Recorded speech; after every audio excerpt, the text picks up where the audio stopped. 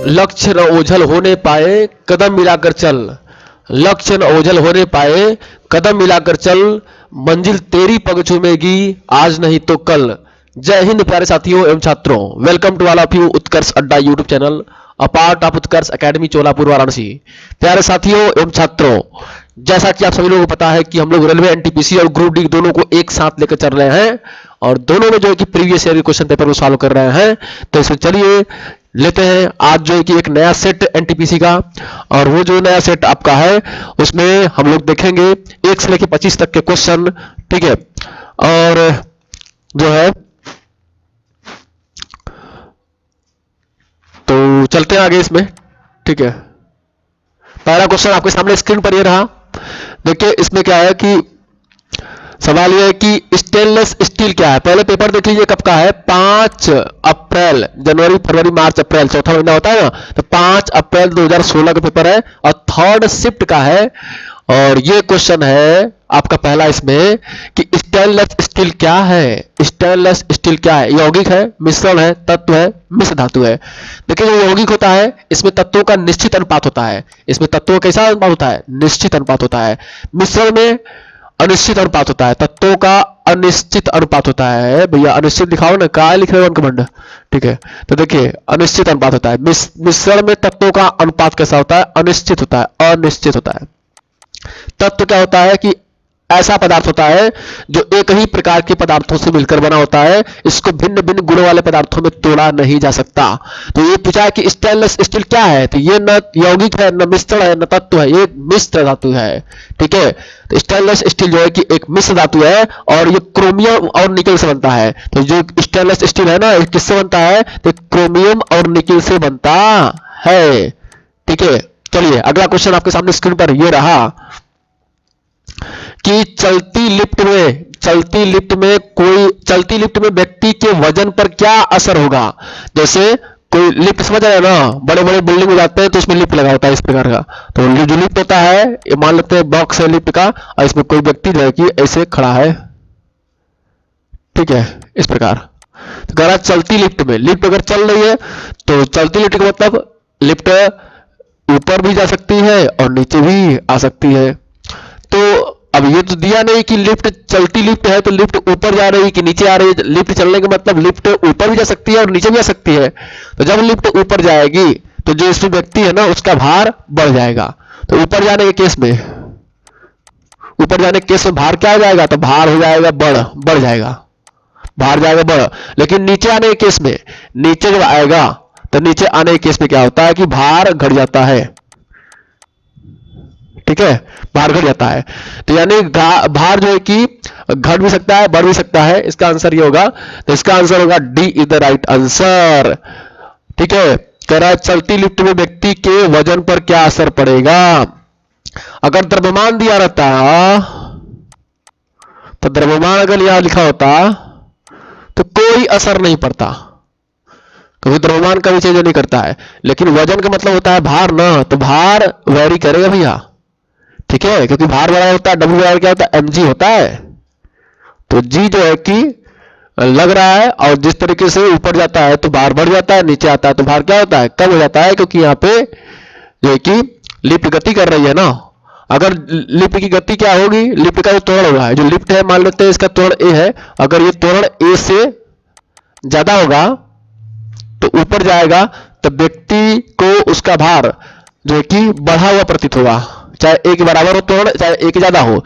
Lift का त्वरण अगर गुरुत्वीय त्वरण के बराबर या ज्यादा होगा तो व्यक्ति को जो है कि माने लिफ्ट अगर ऊपर जाएगा तो भार जो है कि उसको बढ़ा ही महसूस होगा।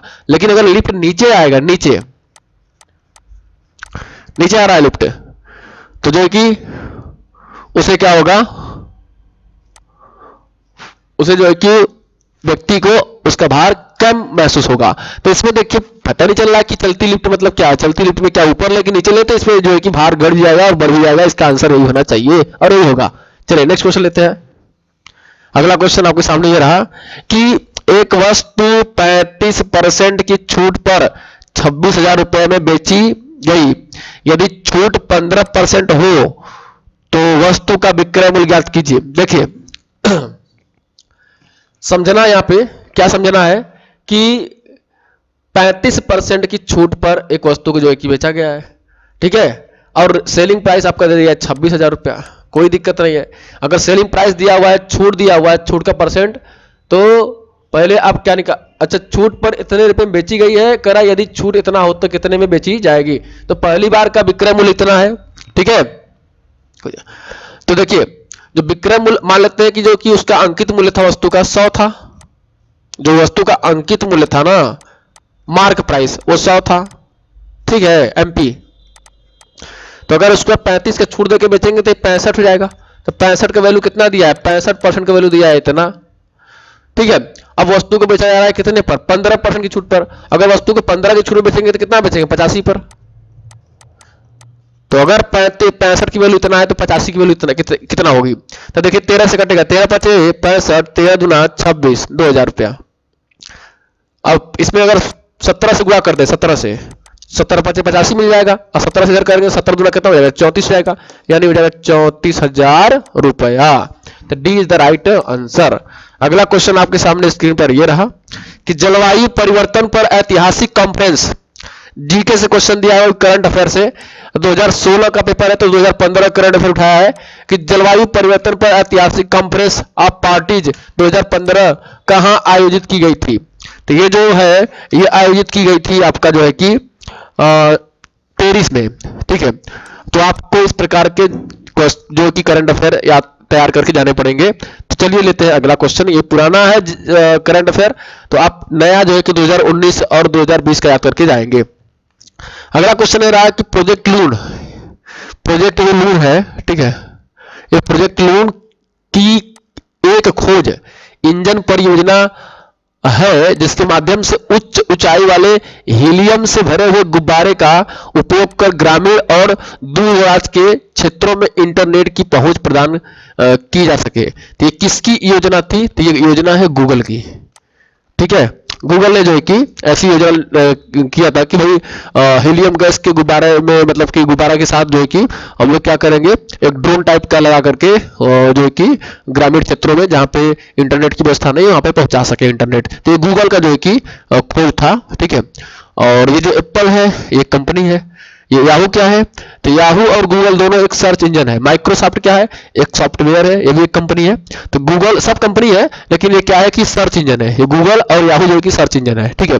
चलिए इसका आंसर है गूगल, गूगल ने ऐसा किया था। तो नेक्स्ट क्वेश्चन लेते हैं, छठवां क्वेश्चन कि भारत सरकार 2012-17 की एक पंचवर्षीय योजना का ड्राफ्ट तैयार किया जा रहा है। भारत सरकार की पंचवर्षीय, भारत सरकार वो क्या 12 से 17 की पंचवर्षीय योजना का ड्राफ्ट तैयार किया जा रहा है। तो किस पंचवर्षीय योजना का, तो भारत में जो कि 2012 तक जो है कि 11 पंचवर्षीय योजना हुआ था, तो 12वीं पंचवर्षीय योजना का जो है कि ड्राफ्ट तैयार कर रहा है। पंचवर्षीय योजना का जो प्रथम जो पंचवर्षीय योजना हुआ जो कि प्रथम पंचवर्षीय योजना कब लागू किया गया था, तो ये इससे आपसे पूछेगा तो हो जाएगा 1951 में, ठीक है। अगर बात करें कि अब तक कितना हो चुका है, तो अब तक तो आपका 12 हो चुका है कंप्लीट पूरा, ठीक है। पंचवर्षीय योजना से संबंधित जो आयोग बना था उसे बोलते थे योजना आयोग, क्या बोलते थे उसको, योजना आयोग बोलते थे। और योजना आयोग का जो गठन हुआ था, वो जो योजना आयोग का गठन हुआ था वो 15 मार्च 1950 में जो है कि योजना आयोग का गठन किया गया था। लेकिन बाद में योजना आयोग का नाम बदल दिया गया, उसे बोला गया क्या, नीति आयोग। तो नीति आयोग का जो है कि योजना आयोग का बदला हुआ नाम क्या हुआ, नीति आयोग। या योजना आयोग को बदल करके उसका नाम क्या बोला गया, नीति आयोग। और इसका जो है कि नामकरण कब किया गया, तो 1 जनवरी, यानी नीति आयोग अपने अस्तित्व में कब आया, 1 जनवरी 2015 को जो है कि ये आया। नीति आयोग के जो अध्यक्ष है उनके बारे में बात करता है तो अमिताभ कांत है, ठीक है, आप याद रखेंगे अमिताभ कांत, अमिताभ कांत, करंट में क्वेश्चन बन सकता है, ठीक है। और आगे बढ़ा जाए, अगला क्वेश्चन आपका लेते हैं, क्वेश्चन नंबर 7। देखिए मैथमेटिक्स से क्वेश्चन दिया है गणित से कि यस एक कार्य का 50% एक दिन में समाप्त कर सकता है, टी उसी कार्य का 25% एक दिन में समाप्त कर सकता है, दोनों मिलकर उसी कार्य को कितना दिन में समाप्त कर सकते हैं। तो देखिए 1/4 कार्य कर सकता है कितना दिन में, तो कह रहा है कि सॉरी 1/4 नहीं, यस जो है ना वो कार्य का 50% का मतलब होता है 1/2 हिस्सा कर सकता है एक दिन में। तो पूरा कार्य कितना दिन में करेगा? यस, तो कहेंगे 1/2 को लेकर पलट के गुणा कर देंगे उधर, तो 2 दिन में करेगा। यानी आधा, 50% मतलब आधा हिस्सा, कार्य का आधा हिस्सा करेगा एक दिन में, तो पूरा हिस्सा करेगा 2 दिन में। और 25% का मतलब होता है 1/4। 25% का मतलब कितना होता है? 1/4 होता है। तो अगर टी जो है, टी अगर किसी कार्य का 1/4 हिस्सा यानी चौथाई हिस्सा करेगा एक दिन में, तो पूरा कार्य कितने दिन में करेगा? तो 4 दिन में कर देगा। तो यस पूरे कार्य को करता है 2 दिन में, टी पूरे कार्य को करता है 4 दिन में। दोनों का एलसीएम कितना हो जाएगा? 4। पूरा कार्य मिल गया।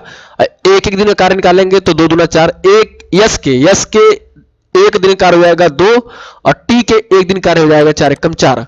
तो दोनों मिल करेंगे तो कार्य कितना दिन में करेंगे? तो कहेंगे 4/3। क्यों? क्योंकि दोनों मिलके एक दिन में 3 इकाई कार्य करेंगे, तो 4 इकाई कार्य करना है तो कितना टाइम लगेगा? तो टाइम बराबर होता है वर्क बाई इफिशियंसी। तो जो प्रतिदिन का कार्य निकल के आया है ना, इसी को बोलते हैं इफिशियंसी। तो टाइम बराबर हो जाएगा वर्क बाई इफिशियंसी। वर्क हो गया 4, इफिशियंसी दोनों का जोड़ के तो कैलकुलेट कर लेंगे तो 1.33 सब आएगा। तो कौन सा आंसर मिल जाएगा? सी। अगला क्वेश्चन आपके सामने स्क्रीन पर यह रहा कि यदि ARC को $@ और HIT को हैज एंड परसेंटेज लिखा जाता है, तो चेयर में क्या लिखा जाएगा? तो देखिए यहां से सी का निकाल लीजिए। सी का हो जाएगा तीसरा के लिए तीसरा स्टार हो जाएगा, और एस के लिए क्या हो जाएगा? तो यहां से एस का निकालेंगे तो कहेंगे हैज हो जाएगा हैज। तो स्टार और हैश किस में दिख रहा है? तो 2 ऑप्शन में दिख रहा है। तो अगला निकालिएगा। 2 ऑप्शन मतलब ये दोनों ऑप्शन कट गए, इस पे नहीं है। स्टार और हैश इसमें है। तो आगे है ए, सी एस का निकल गया। ए का देखेंगे तो यहां से होगा @ तो किस में मिल रहा है? तो वो मिल रहा है आपका जो है कि स्टार हैश @ जो है कि आपका किस में मिल रहा है भाई? बहुत ध्यान से आप देखिए। सॉरी ए का तो यहां से क्या मिल जाएगा? तो ए का ध्यान से अगर देखेंगे तो ए का मिल जाएगा आपको $। तो यहाँ पे आ जाएगा @ ना कि क्या आएगा यहाँ पे? तो यहाँ पे आएगा $। तो स्टार हैज $। तो स्टार हैज $। किसमें मिल रहा है? तो तीनों दिन दोनों मिल रहा है। तो अगला निकाल लीजिए आई का। तो आई कहां से निकलेगा? यहां से। इधर से दूसरा आई है, इधर से दूसरा एंड है, तो एंड मिल जाएगा। तो एंड सब में मिल रहा है यार, ठीक है, यानी पूरा निकलना पड़ेगा। आर का, तो आर का हो जाएगा @ तो @ तो किसे मिला? तो मिल गया सी वाला ऑप्शन। तो सी वाला जो है कि आपका राइट ऑप्शन होगा, ठीक है। नेक्स्ट क्वेश्चन आपके सामने ये रहा।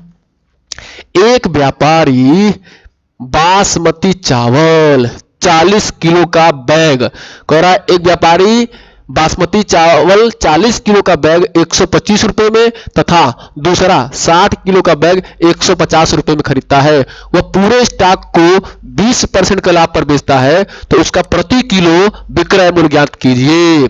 तो देखिए भैया 40 किलो खरीदा है कितना में? 125 रुपया में, ठीक है।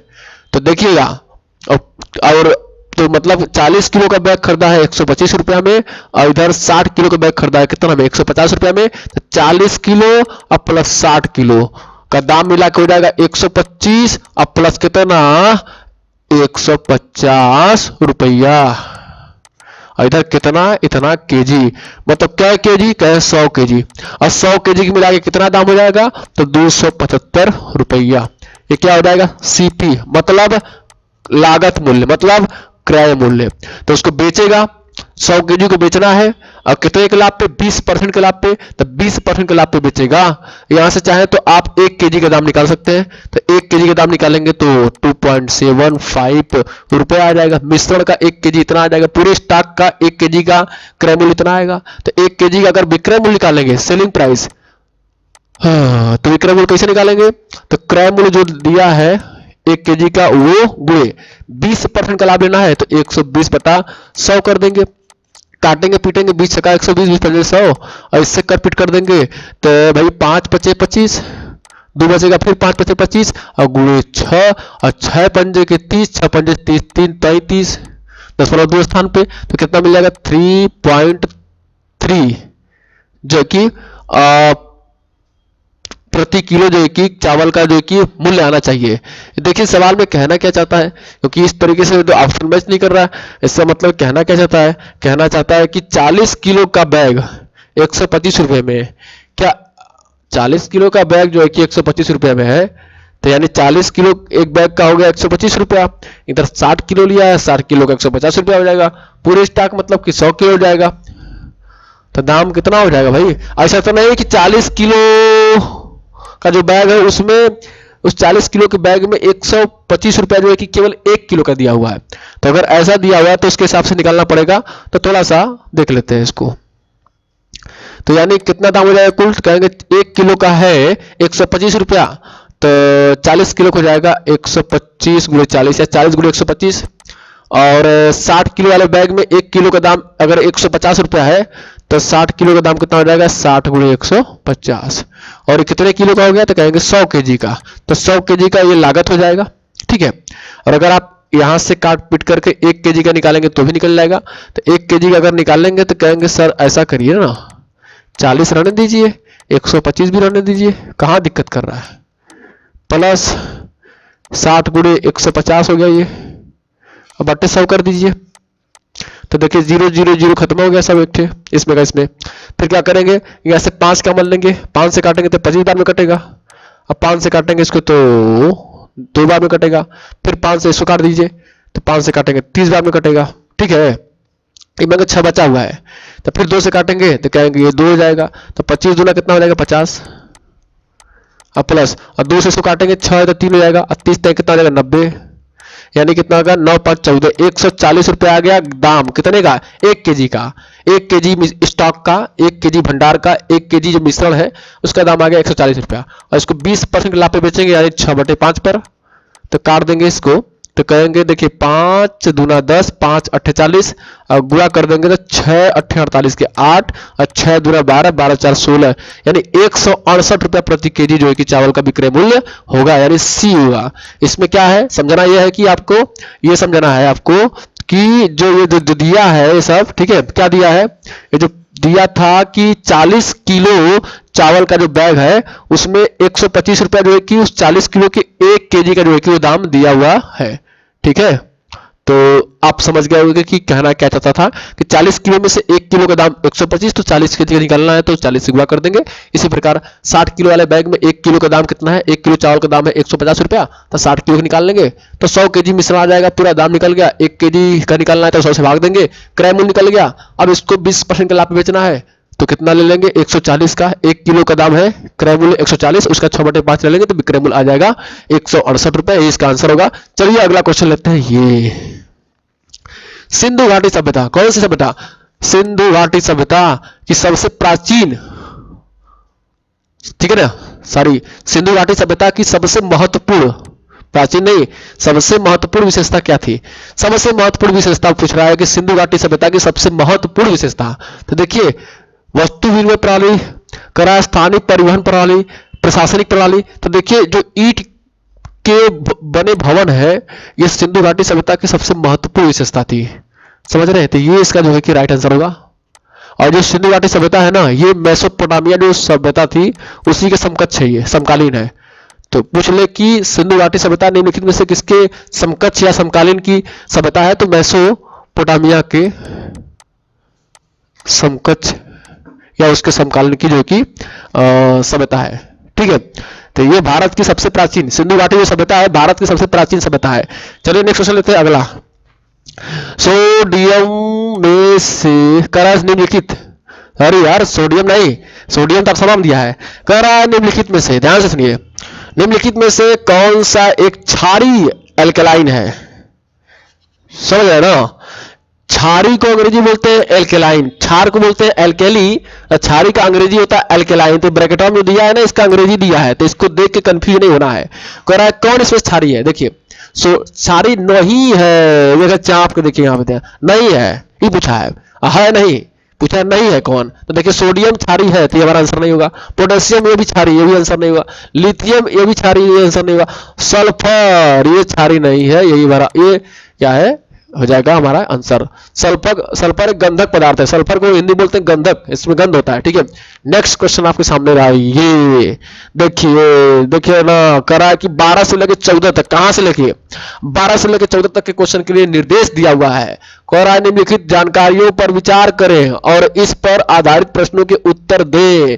करा 4 मित्र PQRS अनियमित क्रम में अध्यापन, वकालत, बैंकिंग और कुकिंग व्यवसाय में है।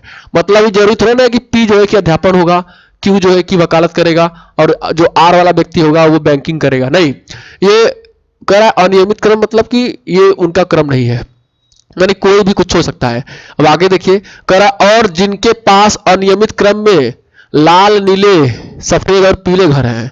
इनके पास घर भी हैं, लेकिन ये जरूर है कि पी का जो घर हो लाल हो, क्यू का जो है कि नीला हो, ऐसा कुछ नहीं है, मतलब कोई भी किसी का हो सकता है।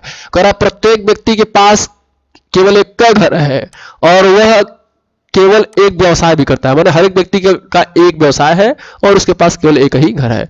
तो पढ़िए नीचे, कह रहा है कि अब इसको अरेंज करिए, अरेंजमेंट से क्वेश्चन आ गया ना, पजल से क्वेश्चन है, तो इसको अरेंज करिए। कह रहा पी के पास लाल घर है और वो बैंकर नहीं है। देखिए भैया, ये पी बना लिया, ये क्यू बना लिया, ये आर बना लिया, ये एस बना लिया, इधर बनाते हैं इसका व्यवसाय और बनाते हैं इधर घर का रंग, है ना, घर का जो रंग है उसके बनाते हैं। तो कह रहा है पी के पास लाल घर, तो ले पी वाले में क्या कर दिए, पी के सामने लाल कर दिए। और कह रहा है कि बैंकर नहीं है, मतलब यहाँ पे बैंकर को नहीं भरना है। चलिए, नीले रंग के घर का मालिक वकील है। देखिए रंग में लिख लिए नीला, तो अब ऐसा करिए कि इसको बैठाइए, फटाइए मत, नहीं तो बाद में दिक्कत हो जाएगा। चलिए हटा देते हैं इसको। जिसका पता है उसको बैठा दिए, पी को बैठा दिए। अब कह रहा है कि नीला, यहाँ पे नीला रख दिए। तो नीले रंग का घर किसका है, तो जो नीले रंग का घर है वो किसका है, तो कह रहा नीले रंग का घर का मालिक वकील है। तो उस नीले रंग के घर का जो मालिक है उसका दे दिया व्यवसाय, क्या वकील है वो, तो वकील कर दिए इसको। ठीक है, आया कह रहा है कि यश के घर का रंग पीला या सफेद नहीं है। देखिए, पी के घर का रंग तो लाल है और वकील के घर का रंग नीला है। ठीक है, और क्वेश्चन इसमें कह रहा है कि यश के घर का रंग पीला या सफेद नहीं है। तो बताइए, अगर पीला और सफेद नहीं है, चारों रंगों है, एक तो पीला, एक तो नीला, एक तो सफेद और एक थे लाल। तो लाल तो कंफर्म है कि किसका होगा, पी का, तो लाल तो हो ही नहीं सकता। सफेद और पीला है या नहीं है, सफेद और पीला जो है कि यश का जो घर है वो सफेद और पीला बन नहीं है, तो क्या बचा, नीला बचा। नीला बचा, इसका मतलब है कि जो वकील है ना, यही वकीला क्या है, वो एस है, इसी घर नीला हो जाएगा। ठीक है, चलिए, आर अध्यापक है। तो देखिए भाई, आर अध्यापक है, ये कह रहा है कि आपसे कि आर अध्यापक है। तो देखिए, ये जो पी है ना बैंकर नहीं है। ठीक है, तो यहां पे कह रहा आर अध्यापक है, तो आर के सामने लिख दिया अध्यापक, क्योंकि यश वकील है। अब पी बैंकर नहीं है तो आर के सामने लिख दिया कि ये भैया अध्यापक हूं, ये अध्यापन वाला कार्य करते हैं, अध्यापक है, मास्टर है। ठीक है, चलिए, अब कौन, पी क्यू बचा है, Q Q Q Q Q का कहां गया हो, ए क्यू, क्यू के बारे में कुछ नहीं पता। तो देखिए, अब जो ये हो गया इस तरीके से, तो अब बात करें तो ठीक है, चलो, तो क्या क्या बचा हुआ है व्यवसाय में, क्या क्या बचा हुआ है, तो व्यवसाय में देखो अभी क्या, वकील हो गया, अध्यापक हो गया, अभी बैंकिंग। तो देखिए, अगर बात करें तो पी जो है कि बैंकर नहीं है, आर जो है कि अध्यापक हो गया, यस वकील हो गया। तो पी अगर बैंकर नहीं तो कौन बैंकर हो जाएगा, बैंकर हो जाएगा कौन, क्यू हो जाएगा। बोलो भाई, तो अब बचा क्या, तो अब बचा है क्या, अब बचा है व्यवसाय में कुकिंग, यानी पी क्या होगा, पी करेगा कुकिंग, ये खाना बनाने वाला काम करिए।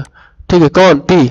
चलिए, तो अब क्या है, सब अरेंज हो गया, तो आइए देखते हैं, अब तो बाकी कुछ बचा नहीं। हाँ, अब आर का घर किस कलर का है, क्यू का घर किस कलर का है, तो दो रंग बचा है आपके पास, एक तो बचा है सफेद, एक तो बचा है क्या, सफेद, और एक तो बचा है क्या, पीला।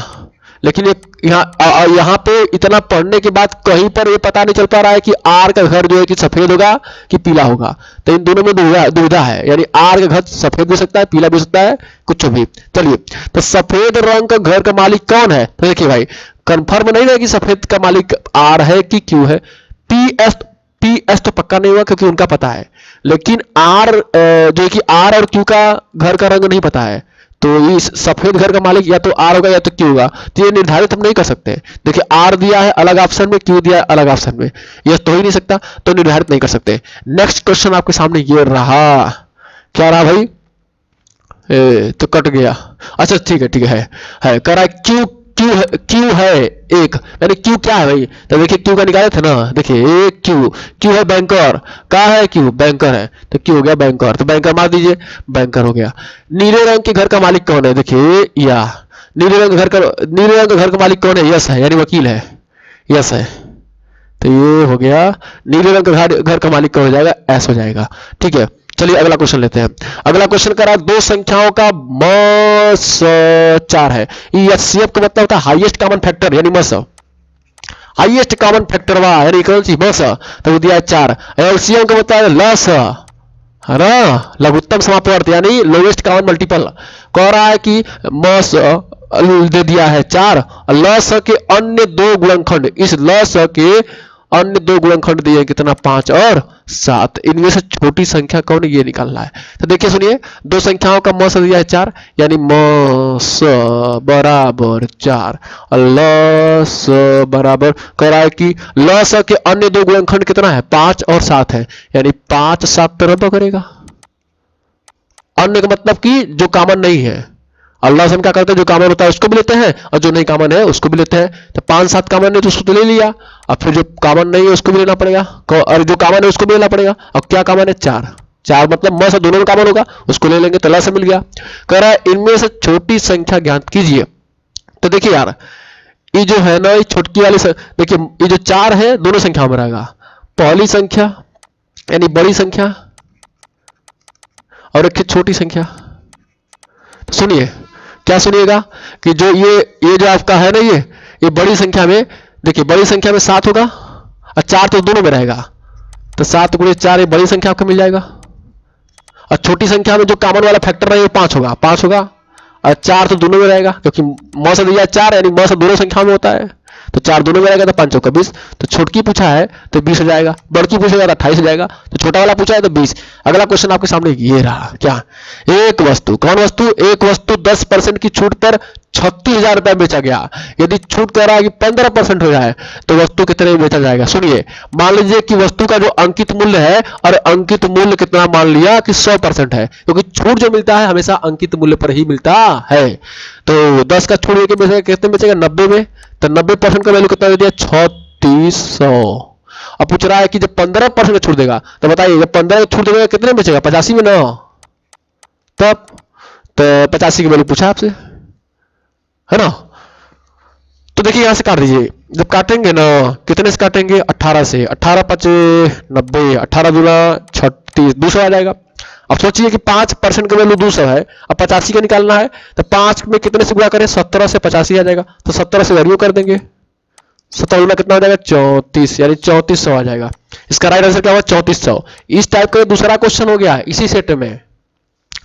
चलिए नेक्स्ट क्वेश्चन लेते हैं, बारूद, अरे बाप रे, देखा गया कह रहा बारूद में मुख्य रूप से क्या शामिल होता है। तो देखिए बारूद में ना पोटेशियम नाइट्रेट होता है ना, पोटेशियम नाइट्रेट का फॉर्मूला KNO3 ये होता है पोटेशियम नाइट्रेट, और बारूद के बाहु के रहना। तो बारूद के पिताजी, बारूद को खोज करने वाले जो खोजकर्ता थे वो थे अल्फ्रेड बर्नहार्ड। नमो रखल, बर्न माने जलाने वाला, जलना, तो ये वो करते थे जलाने वाला। बारूद फारूद क्या करेंगे आप फेंक आग लग जाएगा ना, तो बर्नहार्ड नोबेल, जिनके नाम पे नोबेल पुरस्कार मिलता है वही अल्फ्रेड बर्नहार्ड नोबेल। तो यह जो कि अगर पूछे बारूद का खोज किसने किया था तो नहीं किए थे, कौन, अल्फ्रेड नोबेल। और ई डायनामाइट का खोज किए थे, डायनामाइट। और डायनामाइट जो होता है एक विस्फोटक पदार्थ है, तो बिना डायनामाइट के बारूद कैसे बनेगा, ठीक है। तो बारूद की खोज अगर पूछेगा तो यही की है बर्नहार्ड नोबेल, और डायनामाइट का भी खोज इसी। तो एक कह रहा है कि बारूद में मुख्य रूप से क्या शामिल होता है, तो पोटेशियम नाइट्रेट यानी इसी को बोलते हैं सोरा, ये शामिल होता है। तो कैल्शियम सल्फेट तो होगा नहीं, लीड सल्फेट भी नहीं होगा, जिंक सल्फाइड भी नहीं होगा, तो न लीड सल्फाइड न जिंक सल्फाइड न पोटेशियम सल्फेट, कैल्शियम सल्फेट, यह हो जाएगा पोटेशियम नाइट्रेट। अगला क्वेश्चन ये रहा आपके सामने, कह रहा फरवरी 2016 में 100 वर्ष पूर्ण करने वाला बनारस हिंदू विश्वविद्यालय की स्थापना किसने किया था। तो देखिए 1916 में स्थापना हुआ था BHU का, समझ रहे हैं ना। तो 2016 में कितना हो जाएगा, पूरा हो जाएगा 100 साल। तो किसने किया था, पंडित मदन मोहन मालवीय ने किया था, समझ रहे हैं। चलिए नेक्स्ट क्वेश्चन लेते हैं, स्वराज पार्टी के संस्थापक कौन थे। देखिए भाई स्वराज पार्टी जो है ना 1923 में बनाई गई थी स्वराज पार्टी, कांग्रेस के विरोध में 1923 में जो कि स्वराज पार्टी बना था, ठीक है। और ये ब्रिटिश सरकार का विरोध करने के लिए बनाया गया था, कांग्रेस से सहमति न हुई थी तो असहमत होकर के जो कि स्वराज पार्टी बनी थी। इसको किसने बनाया था अगर पूछ लेगा तो मोतीलाल नेहरू, संस्थापक मोतीलाल नेहरू, और उनके साथ एक और थे, मोतीलाल नेहरू के साथ एक और थे तो सी आर दास थे। याद रखिएगा कि मोतीलाल नेहरू थे और उनके साथ कौन थे, तो सी आर दास थे, सी आर दास, याद रखिएगा। तो इसमें सी आर दास कहीं दिया नहीं है, तो मोतीलाल नेहरू जो है कि करेक्ट आंसर इसका हो जाएगा। चलिए नेक्स्ट क्वेश्चन लेते हैं। अरे भैया नेक्स्ट क्वेश्चन का मतलब 20वां क्वेश्चन यह है कि 12 किलो चीनी का मूल्य 6 किलो चावल के मूल्य के बराबर है। ले भैया 12 किलो चीनी बराबर 6 किलो क्या चावल, तो काट दीजिए ना, यानी दो देखा कटत कैसे बा, 2 केजी चीनी कितना, 2 केजी चीनी का मूल्य क्या हो जाएगा, 1 केजी चावल के बराबर। क्वेश्चन में कह रहा है कि 12 किलो चीनी का मूल्य 6 किलो चीनी के चावल के मूल्य के बराबर है। 10 केजी चीनी का मूल्य 8 केजी चावल के मूल्य का, अरे दे दिया जो जाड़ के कह रहा 10 केजी चीनी और मतलब तथा मिला जुला करके 10 केजी चीनी और 8 केजी चावल का मूल्य दिया इतना। तो बताइए 10 केजी चीनी प्लस 8 केजी चावल, एक दाम दिया जोड़ कितना बताइए ना, 1040 रुपया। तो पूरा 1 केजी चीनी का मूल्य कितना होगा बताइए, सबको चीनी बदल लीजिए। तो बताइए 1 केजी चावल का मूल्य कितना होगा, 2 केजी चीनी के बराबर। तो 8 केजी चावल का मूल्य कितना होगा, 8 दूना 16 केजी चीनी के बराबर। तो देखिए 10 केजी चीनी तो अपने जगह पर रहेगा, चीनी चीनी रहेगा, और बदलना है चावल को बदलना है चीनी में। तो कैसे बदलेंगे, तो देखिए कैसे बदलेंगे, यह दिया है ना 1 केजी चावल का मूल्य 2 केजी चीनी के बराबर है, तो यहाँ 8 केजी चावल है तो 8 दूना 16 हो जाएगा, 16 केजी चावल। अब बराबर कितना हुआ, 1040 रुपया। तो काटिए पीटिए, तो 16 10 कितना हो जाएगा, 26 केजी चीनी का मूल्य बराबर 104 माने 1040 रुपया। तो काटिए पीटिए इसको, देखिए कितनी बार हो रहा है, 4 में कट जाएगा, 4 छंग 24 4 दूना 8 2 4 में कट जाएगा, नहीं 40 रुपया। तो 40 रुपया आ जाएगा 1 केजी चीनी का मूल्य। समझ रहे हैं ना, समझ रहे हैं नहीं समझ रहे भाई, तो दी इधर राइट आंसर। चलिए अगला क्वेश्चन लेते हैं। ये 21वां कह रहा है कि 2012 के ओलंपिक में अधिकतम स्वर्ण पदक किसने जीता, भाई क्या जीती, अमेरिका के अलावा कोई जीतेगा, अमेरिका और चीन दोनों चापे रहते हैं एक दूसरे पर। तो देखिए चाइना था। 2012 में कहां का ओलंपिक हुआ था, तो लंदन में हुआ था। कहां हुआ था, लंदन में। और उससे पहले चल रहा 2008 में तो बीजिंग में हुआ था। कहां हुआ था, अरे भाई कहां हुआ था, बीजिंग में। बीजिंग किसकी राजधानी है, चाइना की, ठीक है। और लंदन कहां है, ब्रिटेन में है, ग्रेट ब्रिटेन में। और उसके बाद जो है कि ये पूछ लिया आपसे कि 2016 कहां हुआ था, 2016 का ओलंपिक कहां हुआ था, तो 2016 का ओलंपिक हुआ था आपका रियो डी जेनेरो में, रियो डी जेनेरो या जेनेरो, ये कहां है, ब्राजील में है, ये ब्राजील में है, ठीक है। और 2020 का कहां हुआ, ये आप लिख के बताइए तो 2020 का टल गया है ना कोरोना की वजह से, तो बताइए कहां हुआ है, कहां कब टला है, कहां होगा, अब कब होगा, ये बताइए आप कमेंट बॉक्स में लिख करके। चलिए अगला क्वेश्चन ये रहा, तो देखिए ये तो क्वेश्चन नंबर 22 जो है कि इसका लाइन कट गया है, ठीक है, इसलिए जो है कि मतलब फ्रीज हो गया इसका। कौन सी नदी अरब सागर में नहीं मिलती, तो कौन सी नदी अरब सागर में नहीं मिलती, तो महानदी जो है कि आपका अरब सागर में नहीं मिलती है। पेरियार कहां है, कर्नाटका की नदी है ना, केरल की कर्नाटका की है, तो पेरियार जो है केरल की नदी है। और जो ताप्ती और जो नर्मदा है कहां की है, तो ताप्ती और नर्मदा ये नदियां कहां की है, तो ताप्ती और नर्मदा जो मध्य प्रदेश में होता है ना भाई, ये ताप्ती और नर्मदा मध्य प्रदेश का है। और केरल में पेरियार नदी है। और महानदी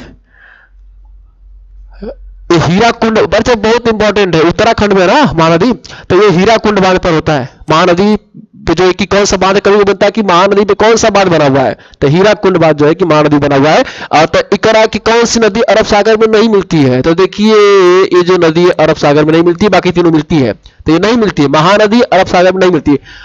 चलिए अगला क्वेश्चन,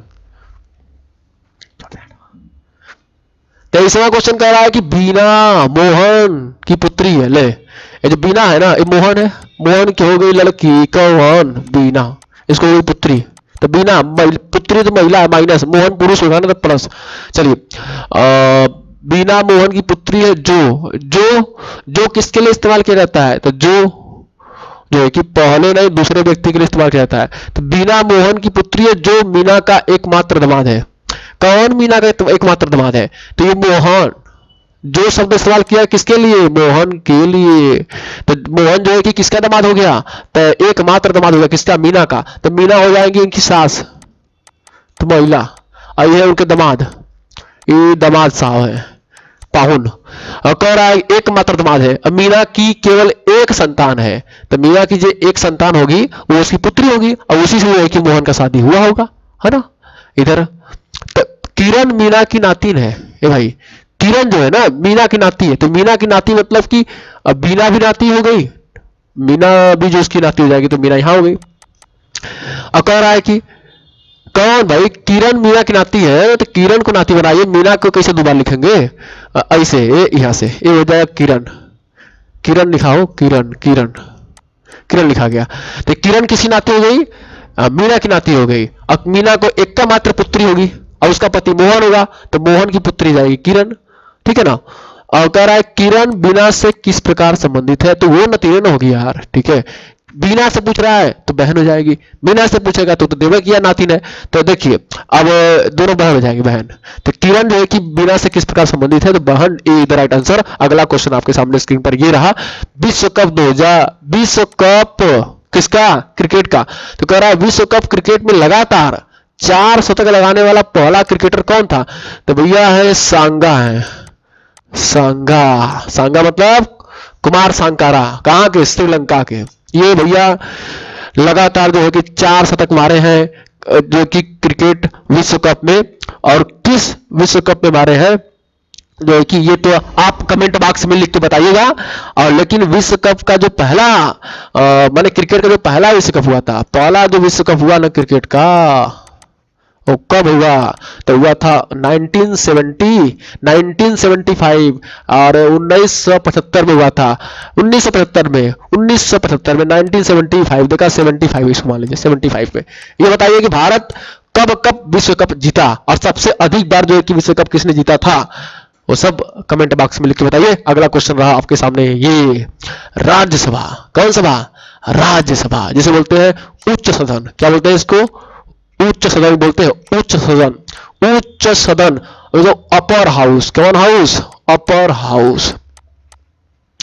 तो कह रहा है राज्यसभा को किस नाम से जाना जाता है, तो भाई उच्च सदन नाम से, अपर हाउस से। अब पूछे राज्यसभा में, राज्यसभा में राज्यसभा का पदेन कौन होता है, तो राज्यसभा का पदेन सभापति कौन होता है, तो राज्यसभा का पदेन सभापति कौन होता है, उपराष्ट्रपति। कौन है इन समय, कमेंट बॉक्स में लिख के बताइए, हमको पता है, डू है उनके लास्ट नाम के लास्ट में, डू। अब बताइए कौन सा। अब देखिए, अब पूछे कि राज्यसभा में जो कि राष्ट्रपति कितना सदस्यों को मनोनीत कर सकता है, तो राष्ट्रपति जो है राज्यसभा में कितने सदस्यों को मनोनीत कर सकता है, तो 12। अगर लोकसभा में पूछेगा, लोकसभा में तो कितना में, कितना, 2 बस खाली, लोकसभा में 2 और राज्यसभा में 12। राष्ट्रपति जो है कि इतने सदस्यों को मनोनीत कर सकता है। अच्छा, लोकसभा को कहते हैं निम्न सदन, लोअर हाउस। अच्छा, राज्यसभा का जो है कि भारतीय संविधान के किस अनुच्छेद में जो कि जिक्र किया गया, तो 80 में, 80 में, 80 में। चलिए आज की क्लास यहीं पर रखते हैं। उम्मीद करते हैं कि आप लोगों को क्लास अच्छा लगा होगा। अगर क्लास अच्छा लगा हो तो वीडियो को लाइक करिए, शेयर करिए, ठीक है, और कमेंट में अपनी प्रतिक्रिया दीजिए, और जो है कि वीडियो को शेयर करना ना भूलें। अगर वीडियो पसंद हो तो लाइक करें, अगर पसंद नहीं हो तो डिसलाइक एकदम पूरे मन से करिए। चलिए आपसे विदा लेते हैं। जय हिंद, वंदे मातरम, इंकलाब जिंदाबाद।